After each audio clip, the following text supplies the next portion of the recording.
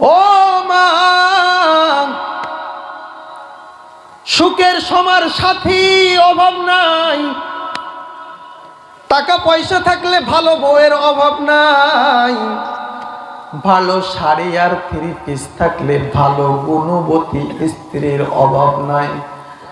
আসল স্ত্রী তো চিনা যায় যখন স্বামীর সংসারে অভাব শুরু হয়। তুমি স্বামীরে আসল ভালোবাসো না নকল ভালোবাসো, এটা তোমার স্বামীর সংসারে যখন অভাব আসবে, দুর্দিন আসবে, তো তখন পরীক্ষা হবে, ফাইনাল পরীক্ষা। তুমি আসল স্ত্রী না নকল স্ত্রী, ফাইনাল পরীক্ষা তখন হবে। ও মা, কান পেতে শুনো, তোমার আর ওই সাহাবিয়ার মধ্যে পার্থক্য কোথায়? স্ত্রী বলে, যতদিন আসছি আসার পরে কোনো অভাব দেখি নাই, এজন্য মনে হইতেছিল আল্লাহ আপনারে ভালোবাসে না। কিন্তু আল্লাহর নবীর দরবারে যখন যাইতেছিলাম, একদম দরবারে যাওয়ার আগ মুহূর্তে আপনি পাথরে বেঁধে পড়ে গেলেন, আপনার কপালটা ফেটে গেল। আল্লাহ প্রমাণ করে দিছে, যাও বাড়ি ফিরে যাও, তালাক দরকার নাই। তোমার স্বামীরে আমি আসমানের আল্লাহ ভালোবাসি, এজন্য বিপদ দিয়ে দেখাইয়া দিলাম, বিপদ দিয়ে দেখাইয়া দিলাম, আমি তোমার স্বামীরে আমি আল্লাহ ভালোবাসি। আল্লাহু আকবার বলেন, আল্লাহু আকবার। ওরে আল্লাহর গোলাম, আমার পাশে আমার মা বোনেরা কথাগুলো শুনতেছে। ও মা, আল্লাহর কসম আমি তোমার মজা লাগানোর জন্য বলতেছি। ও মা, আল্লাহর কসম আমি তোমারে জান্নাতে নেওয়ার জন্য বলতেছি রে মা। আল্লাহর নবী একবার ঈদগাহের ময়দান দিয়ে মহিলাদের জামাতের পাশ দিয়ে হেঁটে যাইতেছেন ইসলামের শুরুর যুগে। তখন মহিলাদের ঈদগাহে যাওয়ার অনুমতি ছিল। আল্লাহর নবী মহিলাদেরকে ডাক দিয়ে বললেন, ইয়া মাশারান নিসা তাসাদ্দাকনা ফাইন্নী উরিতুকুন্না আকতার আহলিন নার। হে মহিলা সমাজ, তোমরা বেশি বেশি সদকা করো, কারণ আমি তোমাদের অধিকাংশকে জাহান্নামের মধ্যে দেখতেছি। এই কথা বলার সাথে সাথে এক মহিলা লাফ দিয়ে উঠছে। আল্লাহর নবী দোষ সব আমাকে, বেটায় কি কোনো দোষ নেই? আল্লাহর নবী বলেন, দুইটা জাহান্নামী নারীর দুইটা গুণ, এই দুইটা গুণ তোমরা অধিকাংশ নারীরা ছাড়তে পারো না। এক নম্বর হলো তাকফুরনাল লানা ওয়া তাকফুরনাল আশির। এক নম্বর জাহান্নামী নারীর গুণ হলো বেশি বেশি তোমরা লানাত করো, গালিগালাজ, অভিশাপ। এ মরে না কেন? মুরগি নিয়ে গোষ্ঠী শুদ্ধ সব জাহান্নামী, তুই মত, তোর বাপ মত, তোর 14 পুরুষ সব গোষ্ঠী শুদ্ধ জাহান্নামে দিয়ে দেয়। এক মুরগি নিয়ে, হাঁসের বাচ্চা নিয়ে দুই পরিবারের মধ্যে ভারত পাকিস্তানের যুদ্ধ আছে না নাই? এক নম্বর গালিগালাজ করো, গালিগালাজ করো। ও আল্লাহর গোলাম, অনেক মহিলারা এলাকার মধ্যে আছে মুখে মেশিন লাগানো, মেশিন আছে না নাই? তো মুই 10 কথা বললে 9টা বেরোয় গালি। তো বউ একটা নিয়ে আসছে, ছেলের বউ। তো প্রথমে 2-3 মাস ভালো থাকে, তো এরপরে দেখে আমার শাশুড়ির মুখে যে মেশিন আছে, আমি পুত্রবধূ হয়ে আমি শাশুড়ির মতো হব না, একটু লোকের রেটে থাকবো। তো পুত্রবধূ এরম শুরু করে, বউ শাশুড়ি দে গালিগালাজ, এ ওরে গালি দেয়, ওরে গালি দেয়, আছে না নাই? বলেন তো এই বউগুলো গালি শেখে কোন জায়গা থেকে? অধিকাংশ গালি শেখে শাশুড়ির থেকে। শাশুড়ি ভালো হয়ে যাবে তো কোনো বৌমা খারাপ হবে না, সব ভালো হয়ে যাবে, ফেরেশতা হয়ে যাবে। এক নম্বর তাকফুরনাল লানা, বেশি বেশি গালিগালাজ করো, অপসম্পদ করো।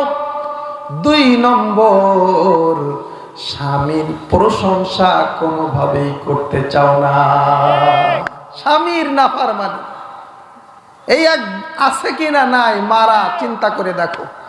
মনে করেন এই যে আনসিজনের তরমুজের সময় কেউ কুয়াকাটায় গেছেন, তো কুয়াকাটায় যাওয়ার পরে তো যে চিন্তা করছেন, আরে এত সুন্দর তরমুজ, আনসিজনের তরমুজ, আমি কুয়াকাটায় থেকে একা একা কেমনে খাই, যাই কেজি তিনিক একটা কিনে নিয়ে যাই, বাড়ি যেয়ে বিবির সাথে একসাথে বসে বসে খাবো। তো কিনে নিয়ে আসছেন কুয়াকাটার থেকে, কোথার থেকে সেই বয়ে বয়ে একটা তরমুজ নিয়ে আসছেন। তো দুইজন মিলে খাচ্ছেন আর মনে করেন বলতেছেন বিবিরে, বলো কুয়াকাটার আনসিজনের তরমুজ কত সুস্বাদু না। তো দেখবেন ও বলবে না এই কথা যে আপনি কষ্ট করে নিয়ে আসছেন, আলহামদুলিল্লাহ, জাযাকাল্লাহ, এই কথা বলবে, এটা ভালো ঠিক আছে, কিন্তু আমার বাপের বাড়ি ওই যে 1 বিঘি জমিতে তরমুজ লাগাই, ওইটা স্বাদ আরো বেশি। ওই স্বামীর প্রশংসা কোনোভাবেই করবে না। বুদ্ধি নাই মনে করবেন না, বুদ্ধি নাই মনে করবেন না। ও মা, জান্নাতে নেওয়ার জন্য বলতেছে রে মা, বুদ্ধি তোমাদের এত বেশি, এত বেশি, কোন মহিলা ওই বুদ্ধিটার যদি সংসারের উন্নতির পিছনে লাগাই, ভালো কাজের পিছনে লাগাই, প্রত্যেকটা সংসার শান্তির সংসার হয়ে যাবে।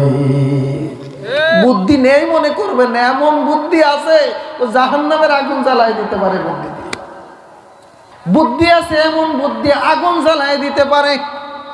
এক মাস্টার সাহেব স্বামীরে খুব, স্ত্রীরে খুব ভালোবাসে, ভালোবাসার মতো ভালোবাসে।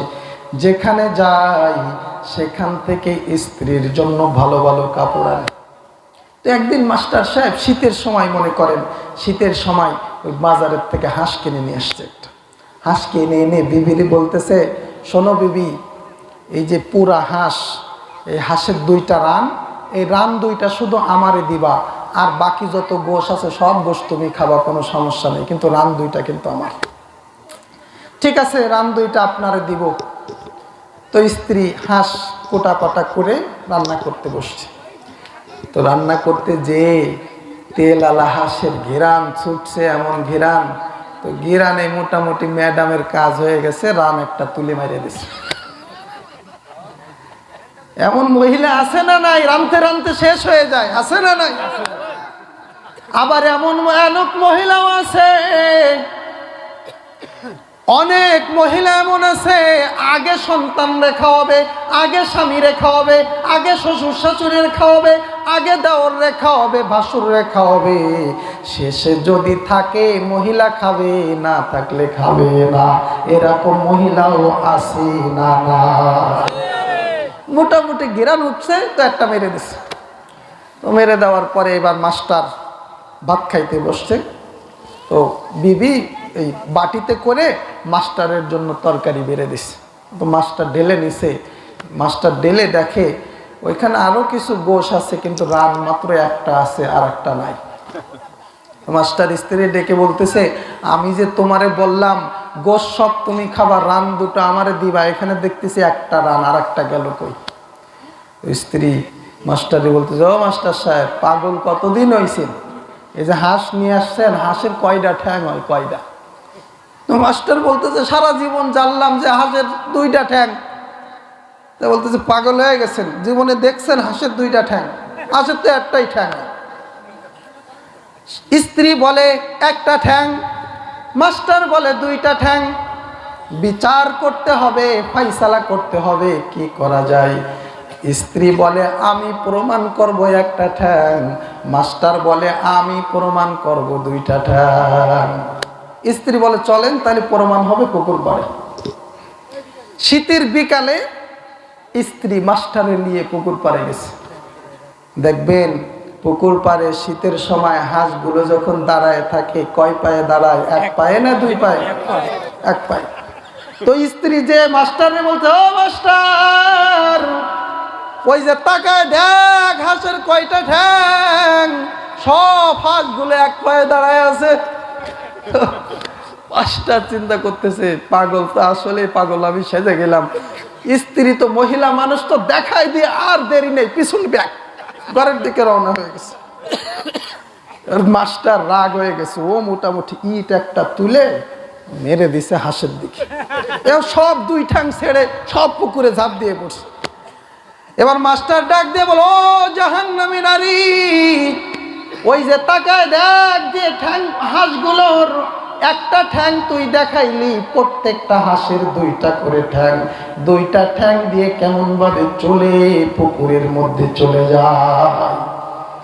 স্ত্রী এবার মাস্টারে বলে, মাস্টার দুইটা ঠ্যাং তো বুঝছি, কিন্তু ডেলা মারার আগে দুইটা ছিল না ডেলা মারার পরে দুইটা হয়েছে? ডেলা মারার পরে দুইটা হয়েছে। আগে কয়টা ছিল? বলে আগে একটা ছিল। তাহলে মাস্টার বলো, তুমি যে হাঁসটা বাড়ি নিয়ে আসছো ওইটারে ডেলা মারে কিনছিলে না ডেলা ছাড়া কিনছিলে? মাস্টার বলে ডেলা ছাড়া কিনছিল। তাহলে ডেলা ছাড়া কিনলে ওই ডেলা মারার আগে যেমন একটা ছিল, তোমার হাঁসেরও একটা ঠ্যাং ছিল, একটা ঠ্যাং এলা হাত নিয়ে আসতো, রানেরটাই খাও। বুদ্ধি আছে না নাই? বলে বুদ্ধি ভালো কাজে লাগায় না, ভালো কাজে লাগাইলে প্রত্যেকটা সংসার শান্তির সংসার হয়ে যাইতো। ঠিক কিনা বলেন? জবান খুলে বলেন। ওরে আল্লাহর গোলাম, হাসানোর জন্য বলতেছি না রে বাবা, বুঝানোর জন্য বলতেছি। 2 দিনের সংসারে, এই সংসারে বেশি দিন থাকা যাবে না। ও মা, তোমার নানি দাদির দিকে তুমি একটু তাকায় দেখো, তোমার পাশের বাড়ির মহিলার দিকে তাকায় দেখো, কত মহিলা অসুস্থ হয়ে হাসপাতালের বেডে আছে, কত মহিলার লিভার নষ্ট হয়ে গেছে, কত মহিলার কিডনি নষ্ট হয়ে গেছে, কত কত নানি দাদি আজকে ওই এত সুন্দরী, তারপরেও কবরের ওই 3.5 হাত মাটির মধ্যে চলে গেছে। ও মা, খবরদার, তুমি যে ঘরের মধ্যে লাল শাড়ি পরে ঢুকেছো ওই ঘরে তুমি চিরদিন থাকতে পারবা না।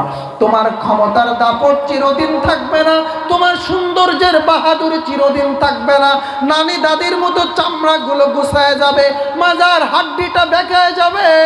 তোমার সংসারে তোমার স্বামীর খেদমত, শ্বশুরের খেদমত ঠিকঠাক মতো যদি করতে পারো রে মা, আল্লাহর কসম দিয়ে বলে যাইতেছি, সাদা কাপড় পরে যেদিন ওই ঘর থেকে বের হবা, ওই ঘর থেকে বের হওয়ার সময় ফেরেশতারা তোমারে বরণ করবে, ফেরেশতারা তোমার জানটা নিয়ে আল্লাহর জান্নাতের মধ্যে রাখবে।